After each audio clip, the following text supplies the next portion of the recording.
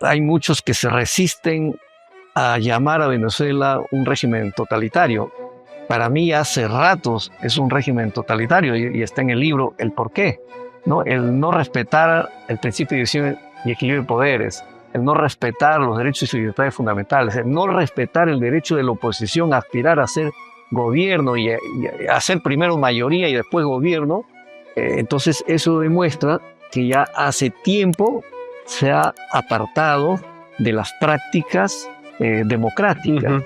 Y hay democracias frágiles como la nuestra, correcto, que está minado por elementos que desde adentro buscan apuñalarlo para obviamente desaparecer la democracia, matar la democracia. La sociedad incluso está impregnado de una cultura totalitaria. Cree que, por ejemplo, a nuestras democracias lo va a salvar un presidente, un caudillo, un mesías, cuando en realidad lo vamos a salvar todos los ciudadanos. Hemos querido copiar el sistema republicano democrático norteamericano con su sistema presidencial, pero hemos caído en el presidencialismo, ¿no? Es decir, en la Constitución se le da mucha potestad al presidente, pero hoy por hoy se le ha recortado sus facultades.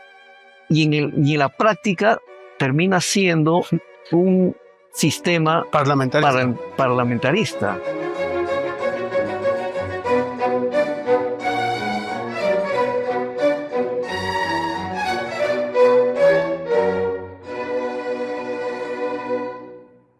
Hola, bienvenidos a un nuevo programa de la Tribuna Negrigle. Soy Hugo Mendoza y como ya saben, estamos todos los martes a partir de las 7 de la noche en todas las plataformas digitales. Como es de costumbre, el día de hoy tenemos un invitado con quien vamos a hablar un tema bastante importante y no diríamos por ser un tema actual, sino también un tema histórico. Me refiero a uno de los grandes sistemas, por no decir el de mejor acogida, porque también hay otros sistemas como vamos a hablar durante la entrevista, pero es el que, como muchos autores que han escrito sobre la materia dicen, si bien no es el perfecto, pero a diferencia del resto, es la mejor. Me refiero a la democracia. Para hablar sobre este tema, tenemos como invitado al doctor Ricardo Velázquez Ramírez, abogado y maestro en Derecho Constitucional y doctor en Derecho y doctor en Ciencia Política. Además, es docente universitario de pre- y posgrado, quien ha escrito nada menos el libro Teoría de la Democracia, Problemas y Desafíos Contemporáneos, libro que está siendo publicado por la editorial Griffith. Con él, como les comenté, vamos a conversar sobre su libro, lo que significa la democracia, cómo ha ido evolucionando en el tiempo y por qué es uno de los mejores sistemas frente a los demás, y cómo se debe entender, y sobre todo, como el propio libro lo dice, cuáles son esos problemas y esos desafíos contemporáneos que tiene que afrontar la democracia para poder seguir siendo el mejor sistema, como muchos dicen, frente a los demás. Bienvenido, doctor, a nuestro programa. Muchas gracias, estimado doctor Hugo Gómez, ¿no? Gracias por la invitación y bueno, efectivamente usted acaba de decir que es uno de los mejores sistemas comprobados, yo diría, en las últimas décadas, después de la Segunda Guerra Mundial, que se ha ido expandiendo a nivel mundial, ¿no? Pero en la historia ha tenido algunos momentos que se ha apagado, por así decirlo. Se originó en Grecia, que duró cerca de 200 años, después reaparece con la Revolución Francesa, pero ya bajo otro matiz, bajo otra forma, sin perder su esencia, que es la democracia representativa. Y hoy por hoy ya incluso hablamos de una democracia constitucional, de una democracia inclusiva, de una democracia deliberativa, y en fin, hay una serie de formas y modalidades que hoy se discute y que es parte de lo que yo diría la doctrina democrática, que involucra varias perspectivas, ¿no? La perspectiva de la filosofía del poder, Así es. del derecho constitucional, de la teoría del Estado, entre otros, por mencionar algunos. Correcto. Hablaba y acaba de mencionar la filosofía del poder, que es un tema también, podríamos decir, bastante interesante, apasionante desde mi punto de vista, particularmente me atrae. Pero antes de entrar a eso, quisiera preguntarle, como ya es de costumbre en nuestro programa, ¿cuál fue la inquietud que tuvo para decidir escribir esta materia, ¿no? Este tema, Ujú. y para sacar el libro, Teoría de la Democracia, Problemas y Desafíos Contemporáneos? ¿Qué Bueno, lo llevó a escribir? como usted sabrá, yo soy abogado y esta inquietud viene desde que era estudiante, joven universitario. Tuve grandes maestros como el profesor Germán Villar Campo de Argentina, el doctor Domingo García Belaunde, Correcto. el doctor Néstor Pero Sagüez, Ujú. ¿no? Que me motivaron y me incentivaron la teoría, en este caso del derecho constitucional. Y la tesis que yo escogí fue precisamente el tema de la democracia, análisis y perspectiva en el Perú.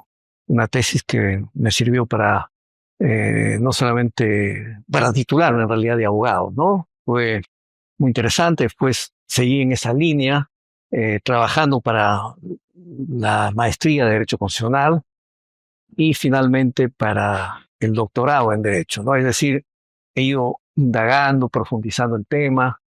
¿Y por qué? Porque no solamente es un tema de actualidad, como tú muy bien lo has señalado, es una preocupación, yo diría, de todos los tiempos. Y además, así como hoy por sí solo se hace valer, pero también desde sus inicios ha tenido detractores, críticos, valederos, pero también críticos destructivos, como lo hay hoy en día, ¿no? De tal forma que no es ajeno, digamos, Ujú. a toda esta problemática y a esta realidad. Pero hoy por hoy se ha sobrepuesto al tiempo y quizá sea el sistema político, la forma de gobierno, el sistema de gobierno y hoy por hoy la forma de vida que más ha resistido en el tiempo y que más periodo de vigencia Ujú. va teniendo. Correcto. Y eso demuestra que así como tiene fortalezas, también tiene debilidades. O sea, no es un régimen perfecto. El solo hecho que sea un producto humano hace que sea, que Correcto. tenga defectos, ¿no? Porque Eso. no es una obra de dioses, pues, ¿no? Así es, así es, así es. Y eso es un tema bastante profundo, aunque no parezca para los que nos están viendo que usted diga que es una obra o un producto humano. Claro, Y como sabemos, la humanidad en sí misma tiene sus limitaciones, claro. ¿no? Y hay fuerzas, como usted dice, pues, bueno, para los que creen en Dios, pues hay fuerzas divinas. Para los que son un poco más escépticos, los que creen en la fuerza del universo, hay cosas que todavía no se han podido explicar, y a lo que voy, las personas que nos están viendo se dirán, ¿y qué tiene que ver todo esto lo que está diciendo? Tiene mucho que ver, en el sentido de que las personas como tal, con las propias limitaciones, jamás vamos a poder abarcar temas tan complejos Ujú. que no podemos controlar, y quizás es la búsqueda eterna y seguirá siendo eterna del ser humano en descubrir o solucionar misterios de la propia vida que no se han podido lograr. Y dentro de eso, como diría Vargas Llosa en su libro Un bárbaro en París, en Flora Tristán, que viajaba por todo Francia buscando la clave para armonizar la igualdad, la justicia y la libertad, clave que nunca encontró, probablemente por esa complejidad de la persona, del ser humano, para construir una sociedad perfecta, como buscaba Flora Tristán. Entonces, en ese aspecto, para poner un poco más de complejidad a lo que acabo de decir, retomo la precisión y la pregunta que usted también muy bien apuntó, la filosofía del poder. ¿Qué tanto tiene que ver la filosofía del poder en la construcción y evolución de la democracia? Claro, el poder es un elemento estructural del Estado, como lo es el territorio, como es la sociedad o población o nación. Incluso hay quienes también consideran al derecho, ¿no? Hablando ya como estructura. Y no se puede concebir al Estado como sociedad altamente desarrollado, política y jurídicamente, sin la existencia de un poder. El poder es quien tiene la responsabilidad de conducir los destinos de esa comunidad, de esa colectividad. Y por eso es que hay poderes, digamos, autocráticos, totalitarios y poderes democráticos. El poder democrático se diferencia porque respeta los derechos y libertades fundamentales en el marco de reglas preestablecidas. También hoy por hoy la democracia o el poder democrático respeta y valora y defiende y se guía además por el principio de división y equilibrio de poderes, por la alternancia periódica en el poder, por el control por parte del pueblo, de la ciudadanía, al propio poder, ¿no? Entonces, hoy yo diría que se han adherido mucho más elementos y cuando hablamos de la filosofía del poder, estamos hablando de la teoría del poder, estamos hablando de los fundamentos teóricos que justifican una forma de organizar la sociedad con un poder que tiene límites, a diferencia de los otros sistemas de pensamiento y de organización social, que probablemente el poder es todo. Como dice Norberto Bobbio, haciendo una comparación entre un sistema monárquico y un sistema democrático. En un sistema monárquico, el centro de todo, el que estructura toda la sociedad es el poder. La sociedad se justifica por el poder, en tanto que en un Estado democrático, digamos, el sistema se caracteriza porque el poder está limitado por el derecho. De tal forma, la esencia de ese Estado reside en el derecho, ¿no? Un derecho que sirve para limitar al poder a pesar de que la existencia de ese derecho se origina en el poder, ¿no? Pero ahí hay un equilibrio. Ese equilibrio que le dota y que le da precisamente la doctrina, la filosofía. Por eso es un sistema de ideas que justifican una forma de organización. Correcto. Y en esa línea de complejidad que estamos hablando de lo que es el sistema democrático, el poder, el Estado, el derecho, el Estado constitucional, y en esa definición de monarquía, y por eso digo es complejo, ¿no? La estructura, como usted bien dice, también de un Estado, de una sociedad. Me refiero a que, aunque parezca contradictorio o una paradoja, también convive una monarquía constitucional como Inglaterra, ¿no? Claro. Entonces, uno podría decir desde la definición más primaria de lo que es una monarquía y lo que es un Estado constitucional, no república, sino constitucional, donde definitivamente al hablar de un Estado constitucional se respetan las garantías y derechos fundamentales de las personas y entre ellas la libertad. Entonces, uno desde las definiciones primarias, como decía, cómo pueden convivir con una monarquía. Pero en la práctica y en esa búsqueda del mejor sistema, vemos que aparentemente sí funciona, ¿no? Como Inglaterra. ¿Qué opina al respecto? Claro, Inglaterra es una monarquía constitucional, ellos lo llaman así, ¿no? O una monarquía parlamentaria, Exacto. que es la convivencia de los poderes, pero con un protagonismo, digamos, del Parlamento frente a la figura del rey, que históricamente era una figura que concentraba el poder y la capacidad de decidir, ¿no? Ya esto viene desde la Carta Magna de Juan Sin Tierra, ¿no? De 2015, pero después aparecieron otros documentos, ¿no? Pero yo diría con el parlamentarismo en Inglaterra, lo que aparece es más bien el Estado de Derecho, ¿no? Más que la democracia, el Estado de Derecho, es decir, el respeto a los derechos y libertades fundamentales, el principio de división y equilibrio de poderes, ¿no? La elección parcial del poder también, porque ahí no se elige al rey, ¿no? El rey digamos, el poder se adquiere de forma hereditaria, por sucesión. Entonces hay una elección parcial y en consecuencia, en términos ya prácticos, sería una cuasi democracia, porque hay democracias republicanas y no podríamos hablar de una democracia monárquica.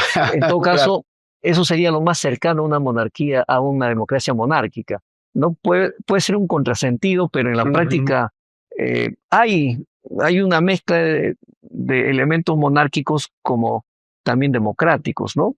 E incluso en nuestra práctica latinoamericana, aunque no lo creas, pero los estados llamados de democracia republicana o repúblicas democráticas tienen también elementos y componentes, por ejemplo, monárquicos, ¿no? El tema de la amnistía, correcto, ¿no? Es una figura propiamente monárquica, ¿no? De darle capacidad al rey, al presidente, decirle, ¿sabe qué? Perdón. Le vamos a indultar a este grupo de ciudadanos que están privados de su libertad. Eso no debería ser una práctica republicana y democrática. Entonces, ahí están insertados, están infiltrados, por así decirlo, ¿no? Estos elementos que son parte de nuestra tradición y que finalmente cada sociedad va moldeando a su manera la democracia sin perder su esencia. Por eso yo en el libro hablo que la democracia tiene principios, digamos, fundamentales, que al desconocer ello, puedes estar hablando de cualquier otro sistema menos de un sistema democrático, ¿no? Es lo que ocurre, por ejemplo, hablemos algo cercano a nosotros, hablemos de Venezuela, ¿no? Hay muchos que se resisten a llamar a Venezuela un régimen totalitario.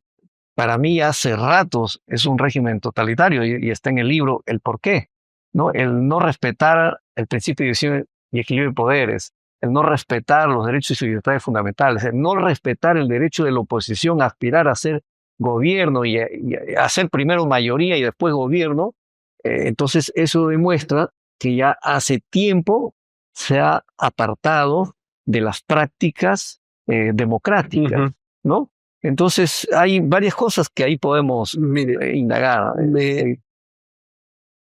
Quiero resaltar que para que se entienda del por qué es complejo hablar de este tema y que probablemente como inicié este programa sea la búsqueda de la solución eterna. ¿En qué sentido? Usted señala, y con toda razón, que cada sociedad tiene una propia identidad y que en base a esa identidad, a esa creencia de lo que tiene, de cómo quieren vivir y cómo entienden su cosmovisión de Estado, de sociedad, definen su estructura estatal. Y eso es lo que pasó con Inglaterra.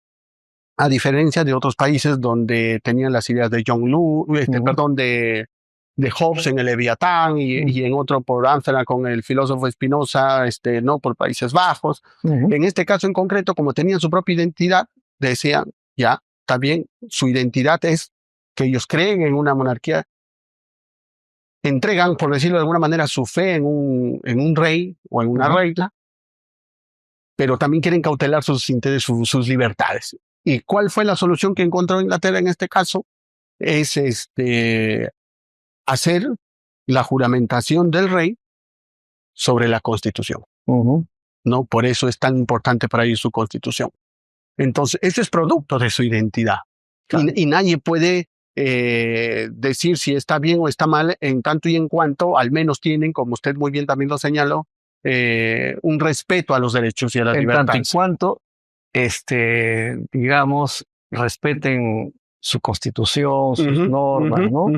Sí. Y no cometan excesos, abusos ni atrocidades. Sí. Entonces, ese es un claro ejemplo de, como usted dice, que cada sociedad, de acuerdo a sus ideas, su cosmovisión y su entendimiento de sociedad que quieren tener, tiene su propia identidad y la definen y es respetable. Ahora, entrando a la democracia en sí misma ya y la filosofía del poder, usted nos dirá que es el que ha escrito y conoce un poco de esto. Podríamos decir que la democracia en sí misma también tiene un gran aporte de de Rousseau en el contrato social, ¿en qué sentido? Usted me corregirá si estoy en lo correcto o no. Cuando las personas decidimos, bajo este esquema y teoría de Rousseau del contrato social, ceder parte de nuestra libertad a un ente abstracto para que nos administre, no es un cheque en blanco, por decirlo de alguna manera. Le cedemos parte de nuestra libertad y le entregamos poder a condición de que si bien administre para una mejor convivencia, pero también que respete nuestras libertades. Entonces, al nosotros el ceder ese cierto poder a un ente llamado Estado, también se entiende en contraprestación que ellos tienen que respetar nuestras libertades y estructurarla de la mejor manera, y en base a ese respeto a nosotros que le hemos entregado ese poder, es que también tienen que establecer dentro de esa libertad, no me refiero de tránsito, sino también de elección, sino también de organización, sino también de que nosotros en mayoría nos pongamos de acuerdo y decidamos cada cierto tiempo bajo qué partido va a ir tal persona. Porque si el Estado no respetara eso, iría en contra de su propio naturaleza de poder que fue otorgada por el pueblo.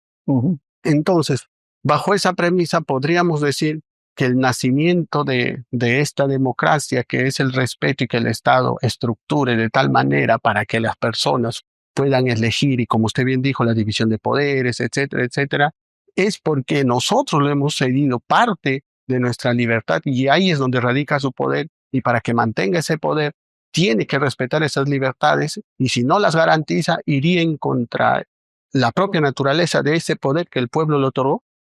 Sí, efectivamente. Tú has hablado de Rousseau, no hay que olvidar que se complementa también con las ideas de Montesquieu para el tema de la representación política, que es el modelo propiamente francés, porque el modelo de Rousseau se materializa, yo diría, en la sociedad suiza, ¿no? Con los llamados cantones, que pretendió ser una réplica de la democracia ateniense, griega, más en una lógica de democracia directa más que representativa, ¿no? Obviamente, teniendo como premisa efectivamente un contrato social, ¿no? Pero bueno, ese modelo, si bien es cierto, es válido, pero para sociedades muy pequeñas, ¿no? Hoy por hoy, incluso en mismo Suiza, existen ya pocos cantones que practican la democracia directa, porque también las sociedades cada vez se ponen más complejas, son sociedades más masivas, incluso hoy se habla de la postindustrialización, se habla del desarrollo de las comunicaciones, de la informática, y eso hace pues de que... Y creo que fue una de las críticas a Rousseau, ¿no? Sí, pues, pero el aporte está también, digamos, en lo que más adelante se llamó la democracia participativa, que es el integrar algunos elementos de la democracia directa como el referéndum, la revocatoria, la remoción de autoridades, la rendición de cuenta, la iniciativa legislativa, la iniciativa de reforma constitucional, ¿no? Que es lo que hoy tenemos en nuestra Constitución.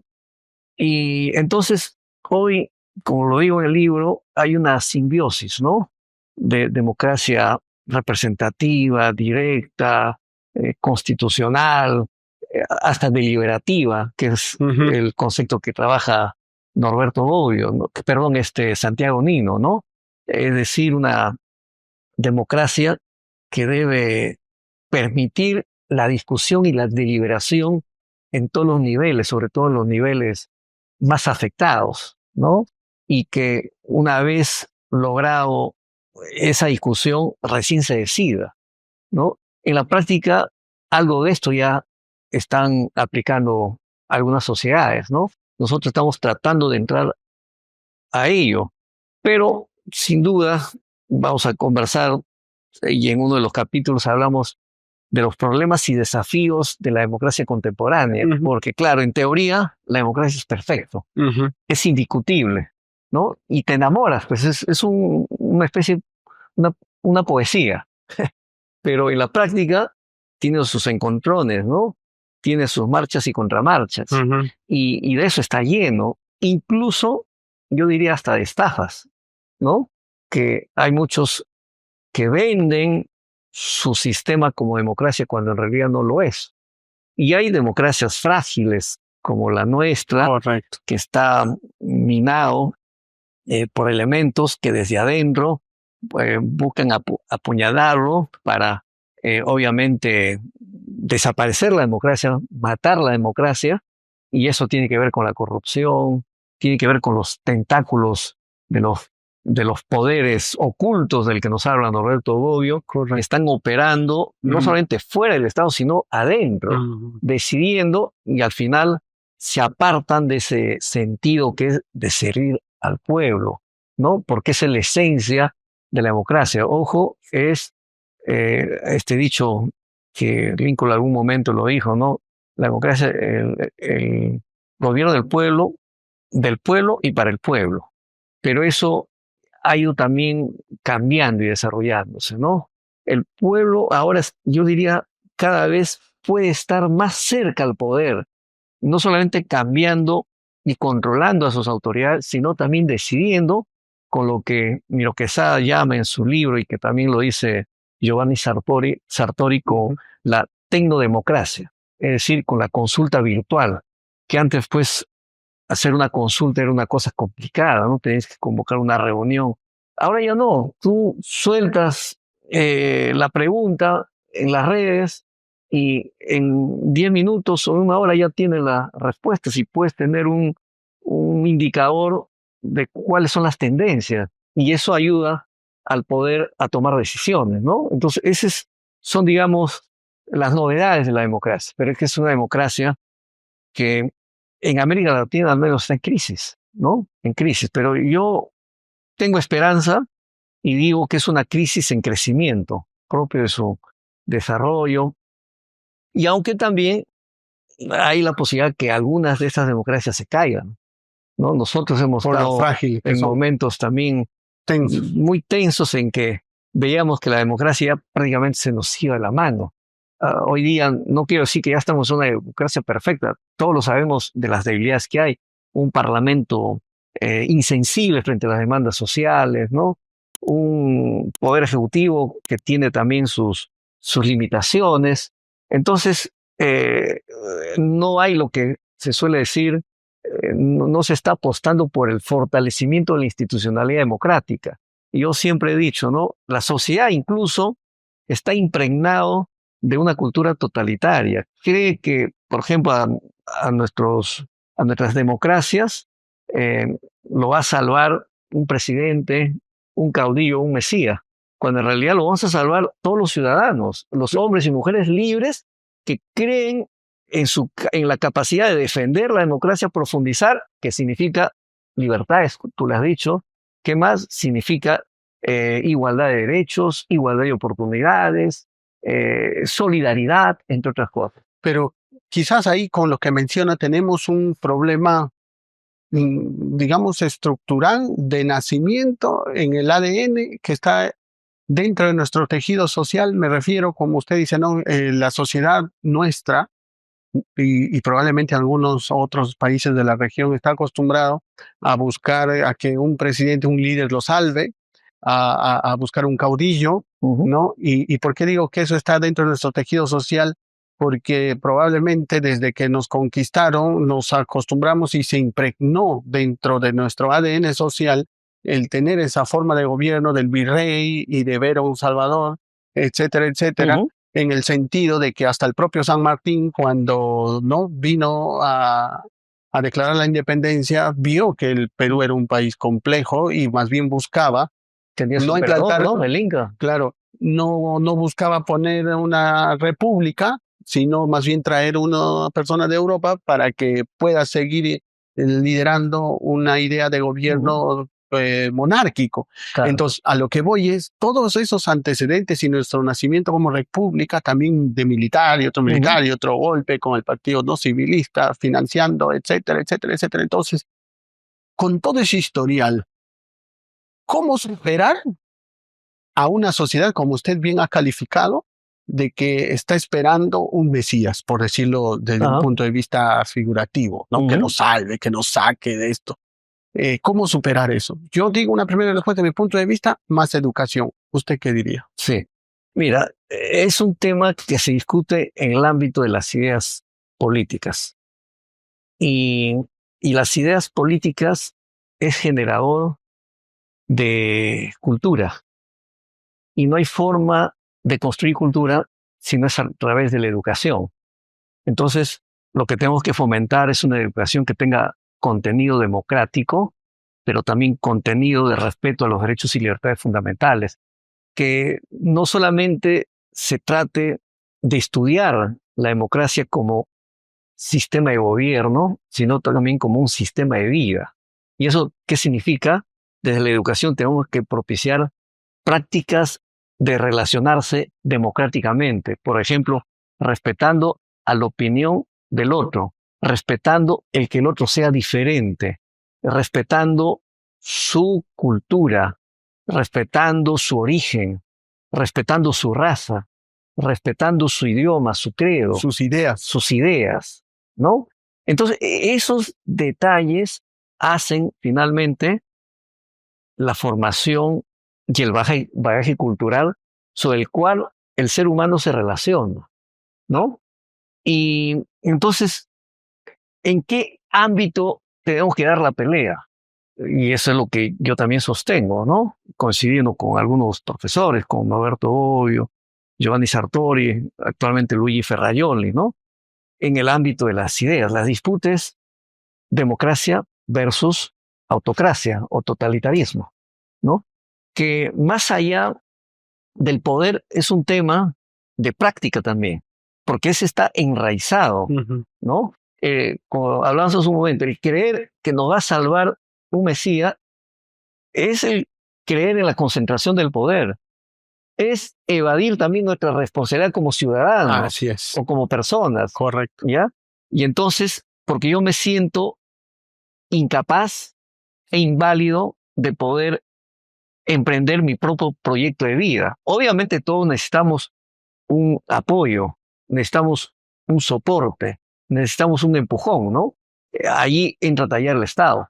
Pero el Estado no puede y no debe determinar nuestras vidas, por nuestro proyecto de vida.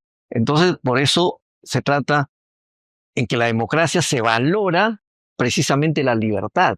No hay democracia sin libertad y no hay libertad si no es en democracia, ¿no? Y eso es fundamental. Y hoy por hoy hay otro elemento que se rescata después de la Segunda Guerra Mundial del pensamiento de Kant, ¿no? Que es la dignidad humana, Correcto. ¿no? Que hoy la democracia se fundamenta en El la respeto supremacía de la Constitución, pero también en la dignidad humana, ¿no? El respeto a la persona en su dignidad, en su libertad, en sus derechos y todo lo que viene. Correcto. Entonces es importante tener, ¿no? Ahora, usted también mencionó el Parlamento, ¿no? Y que flaco favor viene haciendo ya hace varias décadas los parlamentos, varios años, y cada vez que cambian el Parlamento en su papel. Pero lamentable en el sentido de que justamente el Parlamento, se dice, es el mayor poder del Estado porque concentra a los partidos políticos, que son el vehículo de llevar la voz en representación de quienes han decidido que determinadas personas los representen bajo una agrupación política. La democracia participativa que señalaba usted, representativa, y todo lo demás que conocemos a través de los partidos políticos, y ahí radica su importancia. Pero vemos que, como ya mencionó también, de esos poderes ocultos y todo lo que habló, ya se ve en el Parlamento que son bastante, podríamos decir, mucha desidia en querer ver los verdaderos intereses de la población. Teniendo en cuenta que los partidos políticos son muy importantes para el actual sistema democrático, ¿qué se debe hacer y cómo superar este problema que vivimos actualmente? Porque algunos dicen, cerremos el Parlamento, y creo que ya se ha manoseado mucho también esto, porque como usted bien dijo, y quiero resaltar, también tenemos que saber respetar las instituciones y sobre todo la institucionalidad más allá de las personas. Pero ¿cómo combatir y cuál sería la solución a esa propuesta radical, si se quiere, de cerremos el Parlamento, que se desaparezcan los partidos políticos, que no sé qué, que no sé cuánto, sabiendo que son pilar esencial de una democracia? Claro, el no tener parlamento y no tener partidos políticos es simplemente desconocer la democracia. Exacto. O sea, el querer tener un sistema de gobierno con ausencia del parlamento y más aún de los partidos es simplemente un régimen totalitario, sin controles, ¿no? ¿Qué hacer? Yo pienso que es una crisis del sistema parlamentario y del sistema de partidos. No voy a hablar solamente del sistema parlamentario. Lo que pasa es que el sistema de gobierno comprende varias instituciones: Poder Ejecutivo, Legislativo, Poder Judicial, Tribunal Constitucional, Junta Nacional de Justicia, Ministerio Público, Poder, etcétera, ¿no? Todo ello comprende el sistema de gobierno, pero obviamente el Poder Ejecutivo con el Parlamento, al ser instancias políticas de decisión, tienen mayor protagonismo en la forma y en el sistema de gobierno, ¿no? Entonces, aquí hay que hacer una reingeniería, porque nosotros no hemos hecho bien la combinación, ¿no?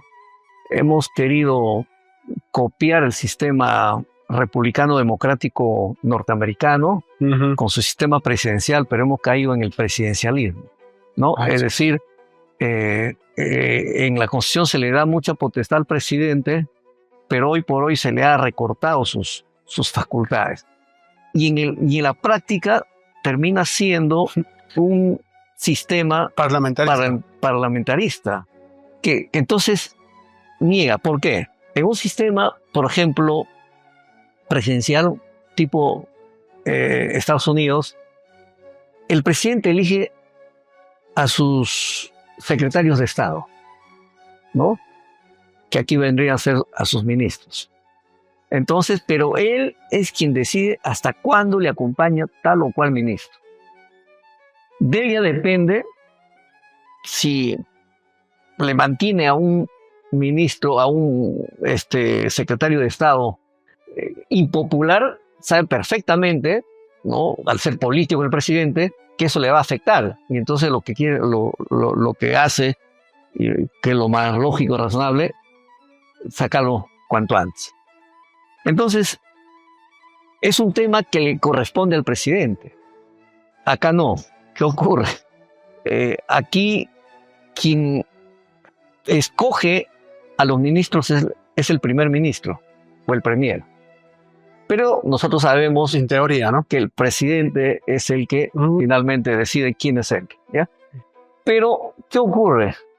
El Congreso, ¿cuántas veces lo puede citar a un ministro? hasta Y más aún, ¿no?, lo puede censurar y lo puede sacar. Entonces, con ello, lo que hacen es debilitar el sistema de gobierno. En el sistema francés, que es propiamente un sistema parlamentario, ¿quién elige y quién designa al premier? El Parlamento. El Parlamento, la mayoría parlamentaria. Cuando se modifica esa mayoría, es decir, la minoría adquiere votos y logra ser mayoría, ese ministro, ese premier se cae y esa nueva mayoría pone al nuevo premier. En consecuencia, se mantiene la estabilidad. Y eso es un punto importante, la estabilidad, porque si vemos aquí que es el Parlamento que para golpeando constantemente al Ejecutivo, es por eso. Porque es el Ejecutivo quien designa y el Parlamento tiene el poder para censurar. Pero si tú concentras todo ese poder, como usted dice, en el sistema parlamentario, el mismo Congreso no se va a gatillar porque tiene que tener mayoría y por tanto mantiene la estabilidad. ¿Y qué ocurre en nuestro país? El problema viene cuando el presidente o presidenta tiene minoría en el Parlamento. Y digamos, esa es, por así decirlo, la regla en el Perú. El que llega no llega con mayoría en el Parlamento y en consecuencia tiene que hacer alianzas. Y ahí hay lo que nosotros los peruanos lo llamamos la repartija, ¿no? Entonces, en la política no, eso no está ausente. El tema es que cuando deciden y designan a representantes, autoridades, terminan designando no siempre a los mejores, sino a los peores. Y esa es nuestra triste realidad. Y ahí es donde empieza a flaquear el sistema. Entonces, al final, hoy tenemos una experiencia amarga, que en la práctica el Parlamento es el que está gobernando. De constante inestabilidad. Así ¿no? es. Y creo que ese punto es importante para los que nos están viendo, que podría ser una propuesta de modificación para poder encontrar esa estabilidad que nos hace falta y que sobre todo eso afecta y mucho, porque al no encontrar consenso entre Ejecutivo y Parlamento, tal cual el gobierno tenemos ahora, al no encontrar consenso, lo que viene sucediendo es que no existen políticas públicas a largo plazo que lleguen a cumplirse en el objetivo final, que estén cambiando de autoridades constantemente, de ministros, y así no se va a poder lograr un resultado. Un ministro con 3, 4, 5, 6, 7 meses no va a poder cumplir un proyecto a largo plazo, ni mediano siquiera. Recién se está empezando a empapar de lo que significa la complejidad de su cartera y ya lo están censurando. Entonces, eso hace mucho daño. Y ojo, y esto se complementa con algo también, ¿no? Con el tema del sistema de partidos y también con el tema de los filtros que debe tener el sistema electoral para elegir a nuestras autoridades, ¿no? Entonces, claro, muchos los que justifican lo que está pasando en el país dicen, pero bueno, lo que ocurre es que la oferta electoral que tenemos terminan llegando a la segunda vuelta los peores. Entonces, hay que hacer esos cambios, esas modificaciones. Hay que mejorar el sistema de partidos. Ahora tenemos más de 41 partidos y probablemente van a llegar a 70 partidos. Sí. ¿Ya? Entonces, eso no ayuda. No. Entonces, y también en los propios partidos no hay conciencia, la ansiada democracia que se espera y que se busca. Entonces, y eso ocurre en los partidos antiguos e incluso en los partidos nuevos, espero no en todos, pero eso está pasando y eso hay que mejorar. Ahora, yo pienso que para elegir a los representantes del pueblo, es decir, a los congresistas, llámense diputados y senadores, más adelante hay que hacer una reforma para exigir también ciertos requisitos, ciertas condiciones. No es que cualquiera puede llegar allá. Ahora, ahí hay una justificación, podríamos decir hasta ciertamente válida, pero ha generado, creo no sería la primera vez que se toca, pero generaría mucha polémica en el sentido de que se iría en contra de la propia democracia también, porque ¿qué pasa si un gran porcentaje de la población no quiere pues un ingeniero, un abogado, un médico, un arquitecto, un iluminado, por decirlo de alguna manera, si no se siente representado por una persona X que no tiene esos pergaminos? Estaríamos excluyendo esto. Perfecto eso, pero ojo, pero ya una persona prontureada. No, eso sí, claro. Por ejemplo, uno que ha sido condenado por terrorismo o un violador. Corrupción, ¿no? ¿Ya? No, el sistema tiene que cerrarlo, pues. No, por eso un sí. tema de autoprotección. Eso sí. ¿Ya? Y obviamente una persona iletrada, ¿por qué no? Podría postular en la medida que tenga el reconocimiento popular de su comunidad, ¿no? Puede ser una persona proba, honrada, una persona transparente, una persona trabajadora que se ha ganado el aprecio de la ciudadanía, por supuesto. Pero ya, es decir, tiene que haber requisitos elementales y eso es lo que hay que discutir y ponernos de acuerdo. Correcto. Bueno, doctor, creo que ha sido muy interesante la conversación. Mucho que discutir. Así es. En un programa de 40 y tantos minutos no vamos a encontrar la solución, pero al menos sirve para poner los puntos sobre las IES, como se dice, y poner y rebuscar un poco esto para que el público que nos está viendo pueda reflexionar y pueda sacar sus propias conclusiones, que esta es la idea y para esto es este espacio. Nuevamente, muchas gracias y una reflexión final. Más bien, en el libro está toda esta densa discusión. Hay un capítulo de la parte histórica, hay otro capítulo de la parte teórica, de las tipologías de democracia. Después hay otro capítulo referido a las perspectivas de la democracia. Después hay otro capítulo sobre problemas y desafíos contemporáneos de la democracia. Y después hay un capítulo referido a la discusión actual o presente, ¿no? Por ejemplo, sobre el cierre del Congreso, sobre el tema incluso de la dignidad humana, el tema migratorio, el tema de partidos políticos y corrupción y democracia. Entonces, son temas que están ahí presentes, por eso el libro se titula Teoría y Práctica de la Democracia, Problemas y Desafíos Contemporáneos. Es decir, esa parte práctica está en el análisis de la realidad y la dinámica democrática peruana y de algunos países de América Latina. Incluso hay una postura respecto a la democracia en Venezuela, correcto, o a lo que fue la democracia, porque ahora ya no hay democracia, entre otras cosas. Y más bien agradecerle por su gentileza, por haberme invitado a esta entrevista, y estoy muy agradecido y contento. Gracias. Bueno, estimados amigos, llegamos al final del programa. Ya saben, el libro Teoría de la Democracia, Problemas y Desafíos Contemporáneos de nuestro invitado el día de hoy, para que lo puedan adquirir a través de la editorial Gringley, ¿no? Y no hay justificación, como siempre digo, de que puedan adquirir el libro, puedan informarse, puedan conocer un poco más, puedan enriquecer su bagaje cultural y sobre todo puedan adquirir conciencia de cómo funciona nuestra sociedad y qué es el sistema democrático tan importante que muchas veces se habla pero de manera superficial, y es hora, creo, que debemos comenzar a pensarlo desde un punto de vista más profundo. Nuevamente gracias y nos vemos hasta un nuevo programa. Hola a todos, en esta oportunidad queremos invitarlos al conversatorio académico internacional denominado El Razonamiento Probatorio Propuestas desde Girona, que organizan el Centro de Capacitación Instituto Gringley, la editorial Gringley y Cátedra de Cultura Jurídica de la Universidad de Girona. Dicho evento se llevará a cabo el día 28 de abril a partir de las 4 de la tarde en el auditorio León Barandiarán del Colegio de Abogados de Lima, en la cual disertarán profesores como Jordi Ferrer Beltrán, Carmen Vázquez, Diego Deibecke, Julia Fardín y Federico Arena. Ya saben, no se lo pierdan.